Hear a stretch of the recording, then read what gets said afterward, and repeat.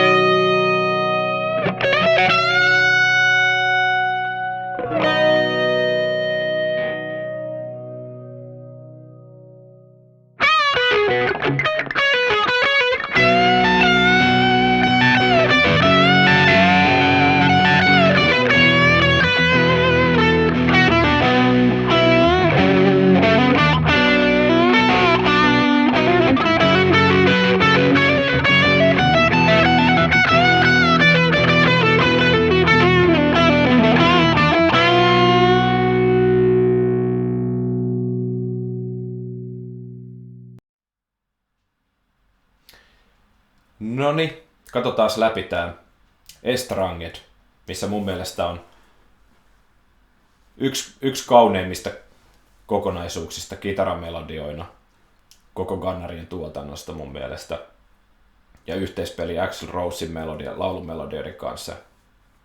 No Axl on itekin sanonut tosta Slashista tässä kehunut näitä kitaramelodioita. Katsotaan vähän miten nämä on niinku rakennettu tai kelattu, tiedätkö silleen nämä melodiat. Tuossa toi ensimmäinen siinä kappaleen alussa on niitä, jota ei voi ihan sooloksi sanoa, mutta noita melodioita, niin liidi 1, mä sanon sitä liidi 1, siinä on ihan taustalla G5 ja C5 komppikitara eli bassolla. Ja Slash on päättänyt siinä käyttää ihan G-molli pentatonista asteikkoa. Tai siinä maailmassa suunnilleen liikutaan täällä 10 välillä. Ja huomautan taas, että ne on oikeasti EB-vireessä, mutta selkeyden vuoksi tässä puhutaan niinku kitaran standardivireessä. Tästä on semmonen just hauska juttu, että kun komppikitara ja basso soittaa ikään kuin ei duuria eikä mollia, vaan niinku rockisointua, powerchordia tai vitossointua, niin siinä melodiatekijä saa päättää sen oikeastaan sen, että miltä se kuulostaa. Tuohon voi G5, C5 päälle, niin voi koittaa, niin siihen voi toimia aika moni erikin asteikko. Ja sitten toisaalta, jos on päätetty, että melodia menee täällä G-molli pentatonisella tai suurin piirtein siellä, niin voi koittaa miten toimisi vaikka G-molli C-duuri esimerkiksi, tai G-duuri, C-duuri. Et tietyllä tavalla noin vaihtoehdot kaikki kävis, ne on kaikki niitä tärkeitä valintoja siihen, että miltä se soundaa. Että jos tuossa olisi niinku oikeasti taustasointuina G-duuri ja C-duuri, niin silloinkin voisi käyttää jopa tätä mollipentatonista niinku asteikkoa jotenkuten. Se soundi olisi kyllä aivan erilainen, jos ne olisi G-duuri, C-duuri. Mut okei. Tää G-molli pentatonisella mennään. Ja siinä on niinku oleellista just että siellä on toi sävel, toi G-mollisävel. Sitten tulee pari kierrosta ja sitten tulee toi toinen melodia heti perään siellä.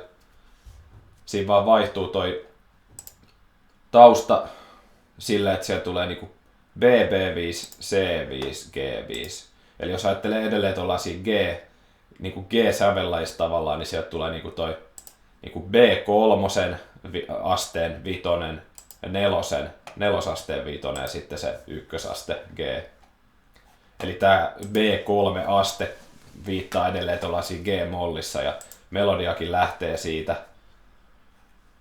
tietyllä lailla siitä samasta, mihin tuon lead ykkösessä jäätiin. Mutta sitten kun päästään tuohon niinku G-sointuun takas, niin silloin toi Slash heittääkin se duuriksi hetkellisesti. Se ottaa tuolta duurisävelen G5 päälle. Sitten tulee myös sinne mielenkiintoinen viba. Ja sitten tulee toinen about samalla lailla uudestaan. Sitten on vielä toi kolmas melodia, mitä ei lasketa sooloksi, niin siinä ollaan edelleen niinku sitä G, C niinku komppipuolella. Ja se melodia nyt sitten on tommonen, siinä käyttää oktaavia aika paljon, mutta se on niinku vähän mukailee sitä taustasointua. G-duurin kuulosta juttua sieltä tulee hyvin paljon. Paitsi sitten tuossa lopussa kuitenkin sit otetaan toi G-mollin sävel mukaan. Joo. Mä kyllä ymmärrän, että olisi havainnollisempaa, jos tässä kuulisi samalla sen kohan, mutta mulla on teknisiä ongelmia tässä nyt tällä hetkellä tämän nuottiohjelman kanssa.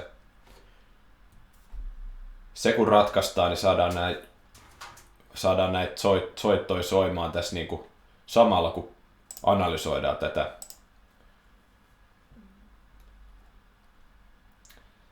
Mutta sitten toi ensimmäinen varsinainen kitarasoolo, mikä lähtee sieltä suunnilleen puolesvälis biisiä, missä ollaan niinku C-duuri maailmassa ja siellä on ne laulukohat menee.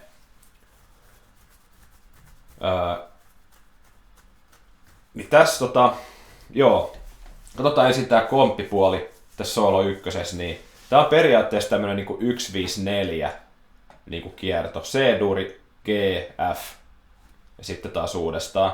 Mut sitä on vähän höystetty sillä, että oli ekalla puolikkaalla sinne on laittu ylimääräinen A-mollisointu väliin, mikä on ton C-duurin se rinnakkaismolli, mikä sopii hyvin tuohon valittuun asteikkoonkin, kun soitetaan C-duuripentatonista. Se on samalla A-molli-pentatoninen, eiks niin? Sitten toi F-lopetus, niin sitä niinku pitkitetään tuolla 5. tahdilla. Se ei ole pelkkä 4 tahti, vaan 5. tahti, jossa toi Slash niinku lähtee nostamaan sinne ylempään oktaaviin sitä toista kiertoa varten. Tässäkin sit, vaikka me aloitetaan tuolla niin kuin pentatonisella asteikolla, toi duuripentatonisen meininki, mikä tuossa on, ja sitten toki se, kun se vaihdetaankin A-molliin se sointu, niin se kuulostaakin yhtäkkiä A-molli-pentatoniselta enemmän. Yes, mutta sitten tavallaan tässäkin Slash aina noita taustasointuja niinku mukailee. Vaihtuu G-duuriksi, niin silloin mennään niinku tämmösiin. Otetaan sille G-duurille niinku tää B-sävel mukaan, mikä ei kuulu tuohon C-duurin pentatoniseen asteikkoon. Sitten kun mennään F:ään taustasoinnussa, niin yhtäkkiä soitetaankin F-duuripentatonista hetki. Ja sitten tässä nostossa, niin itse asiassa soitetaan niin kuin tällaista tavallaan ihan F-duuria, voisi sanoa. Tää ei ole F-duuri pentatoninenkaan, mutta siinä on oleellisena toi yksi sävel tuolla siinä soundissa, miltä tää kuulostaa. Niin mä niinku ajattelen vaan sitten silleen, että tässä se soittaa niinku F-duuria valittuja säveliä. Pointtina on vaan se, että tämä kuulostaa mielenkiintoiselta koko ajan, kun sointu vaihtuu, niin tapahtuu jotain mielekästä. Et tässä alussa vaihtuu C-duurista A-molliin, niin tämä linkki on itse asiassa sama. Ja se on just se idea, että vaan harmonia muuttuu. Sekin on niinku hienon kuulosta. Sitten toinen kierros alkaa oktaavi ylempää. Taas tulee C-duuri. About niinku sama likki, mutta oktaavi ylempää eri muodosta soitettuna. Ja sitten A-molli jätetään sointuna nyt välistä. Mennään suoraan G-duuriin, mutta tämä likki edelleen toistetaan. Taas tämä muuttuu siihen ekan kierrokseen verrattuna. Se sama likki kuulostaa erilaiselta G-soinnun päällä kuin se oli A-mollisoinnun päällä tietysti. Sekin on mielenkiintoisen kuulosta. Ja sitten tulee taas tämä F2-tahtia. Eli tämä jälkimmäinen kierto on vaan 4 tahdin, niin kuin normaali 4 tahdin pituinen. Siinä missä toi eka oli se A-mollilla pidennetty sieltä. Tai miten nyt haluaa ajatella. Ja sitten tästä tulee tämmöinen niin lopetusliikki tämän F:n päälle, missä sitä mukaillaan sitä samaa liikkiä, mitä siinä on toisteltu, mutta se loppuukin tuohon niin tuohon C-säveleeseen tavallaan tossa.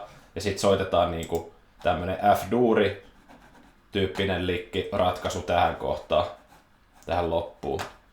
Ja sitten vaan se loppuvingutus on niin kuin siihen C-duurin päälle. Aika semmoista C-duurimaista juttua sitten. Ja sitten toinen soolo. Siinä on vaan tommonen pieni johdatus siihen. Tossa aika lailla tosta niinku C-duuripentatonisen kuulostava johdatus. Sitten mennään sinne varsinaiseen sooloon. Taas ollaan niinku C-pohjasoinnussa kuin tuossa ekaskin soolossa, mutta fiilis alkaa olla jo erilainen. Loppupuolen biisiin tästä alkaa sitä niinku draamaa vähän tulla. Vähän niin kuin November Rainingskin loppuu kohde ehkä, tai se on surumielinen jo muutenkin, mutta joo. Mutta tässäkin on niinku C-vitosta, G-vitosta, F-vitosta ja paluu C-vitoseen. Eli tää on tämmönen 1-5-4-1 kierto tässä. Mutta nyt taas niin ei soiteta duuria taustasoinnussa, vaan vitonen. Niin Slashipä päättääkin tässä kohtaa ottaa C-mollipentatonisen asteikon käyttöön. Taas tämmönen niinku tosi jännä juttu. Hauska juttu. Tulee vähän eri soundi. Ei hirveän surullinen pääsääntöisesti toi mollipentatoninen, mutta eri kuin se duuripentatoninen, mikä oli ekassa soolossa kuitenkin pääjuttu. Sitten tässä sitten välillä se ottaa mukaan säveltä 2,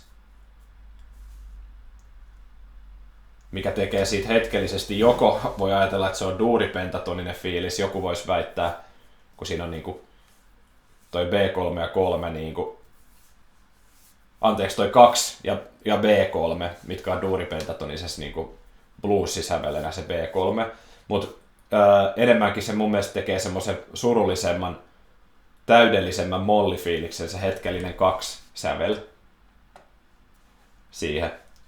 Se käy siellä niinku välillä ja sitten se taas menee takas siihen niinku mollipentatoniseen. Sitten nostellaan, tää oli toinen, tai ekan kierroksen loppu, sitten tulee vielä niinku toinen puolikas. Niin sieltä lähdetään nostaa tilumaisellakin jutulla. Edelleen sillä niinku C-mollipohjaisella jutulla.